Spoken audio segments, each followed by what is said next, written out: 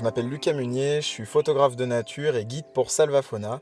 Je suis devenu guide naturaliste et photographe de nature parce que j'ai eu envie de transmettre mes connaissances et mon amour pour la nature, car je pense que la protection de la nature passe avant tout par la connaissance de celle-ci, car on protège ce que l'on aime et l'on aime ce que l'on connaît.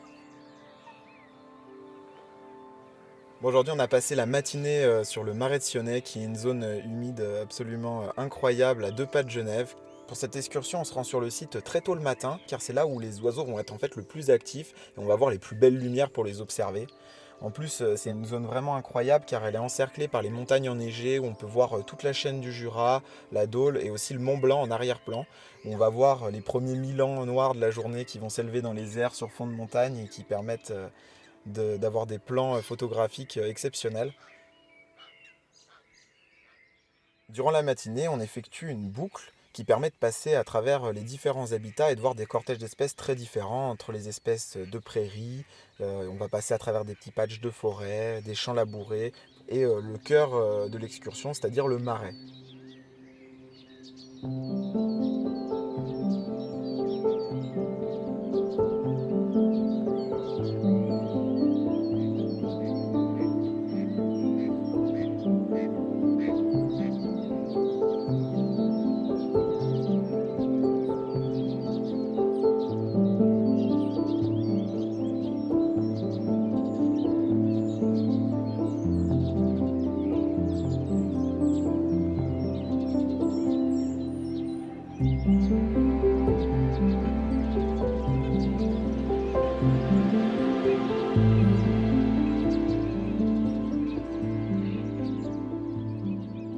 Ce matin, c'était vraiment très beau.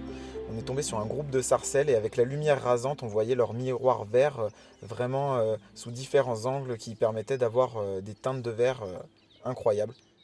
Le Marais de Sionnet héberge quelques couples de Milan noirs et tout au long de l'excursion, on va les observer, que ça soit en train de cercler dans les airs ou perché sur une branche à quelques mètres. C'est quand même assez impressionnant de pouvoir observer un rapace avec une telle proximité dans tous ses comportements.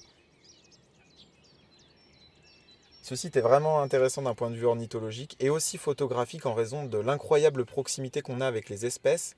Cela est dû au fait que le site est relativement fréquenté, donc les espèces sont habituées à la présence humaine, ce qui offre des scènes absolument incroyables parce qu'on n'a pas besoin d'être en affût pour que les animaux ne se sentent pas dérangés. On va assister à des comportements tout à fait naturels, comme par exemple voir le héron pêcher à quelques mètres comme ce matin, où on l'a vu attraper une grenouille juste sous nos yeux. À seulement quelques mètres, il ne semblait pas du tout dérangé et ça, c'était vraiment bluffant. D'ailleurs, cet aspect rentre tout à fait dans l'éthique de Salvafauna, car venir sur des sites comme ça où on ne dérange pas les animaux parce qu'ils sont habitués notamment à la présence humaine permet de limiter son impact et d'être dans la nature en tant que simple spectateur et ne pas interférer avec le comportement naturel des animaux, ce qui est une priorité dans le cadre de nos excursions et dans le cadre de nos séjours.